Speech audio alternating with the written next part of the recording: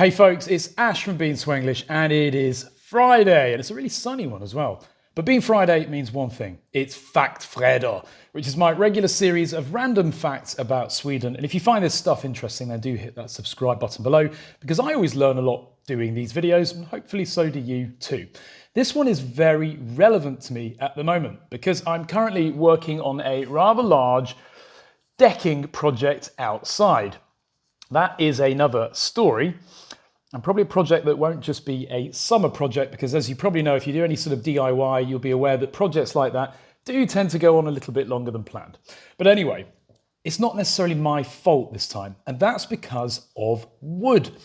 Now, did you know that 2/3 of Sweden's landmass is covered by forest? 2/3! I mean, Sweden is a giant landmass. But 2/3 of it are covered by trees, which is beautiful. That's why it's so green here.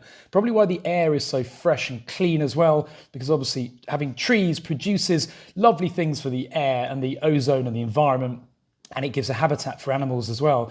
And so that's why it's a lovely, fresh place to be. 2/3 of the country's land equates to 280,000 kilometers squared.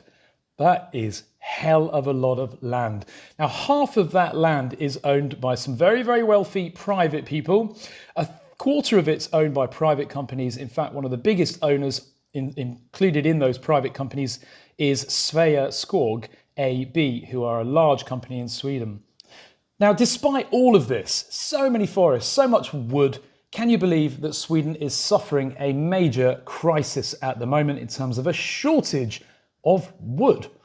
That's why this has really impacted me, because I'm building this decking project at the moment. And when I go to most of the big stores, Hornbach and Bauhaus and Trade Max and Boog Excel, etc., they're all really, really limited on how much wood they have available. The regular sizes of timber that you use for building houses and everything, they're really struggling with stock. And that's despite Sweden producing record volumes of wood in March and hitting full production.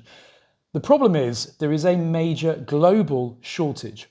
Back in 2020, when the pandemic all started, most of the major sawmill companies pulled back their production. They reduced production and output, assuming that they wouldn't be selling it. And so there's no point having it sat around in stock. All their stock depots were full.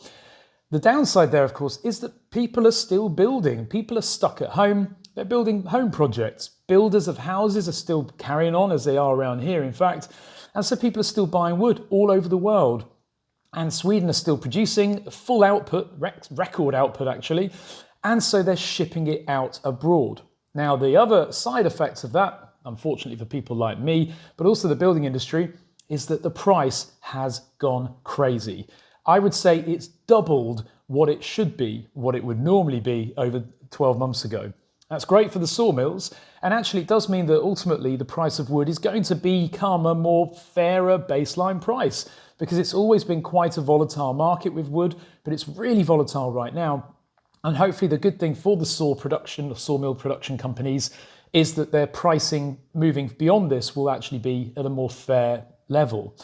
Now, that is a bit of a pain, but it's good for Sweden's exports, isn't it? Because they're exporting more than they're selling internally within Sweden. And that might, who knows, lead to additional avenues of trade and export. But it is frustrating for little people like me who just want to build a little decking project. And this decking project is now going to cost almost as much as a house. But it will look really, really good when it's finished.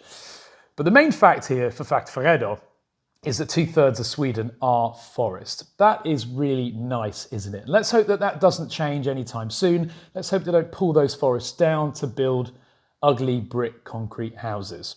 Anyway, hope you enjoyed this video. Comment below if you're building a deck and your bank is now empty because you've had to spend a fortune on a few bits of wood that you won't even see when you put the decking on top of it.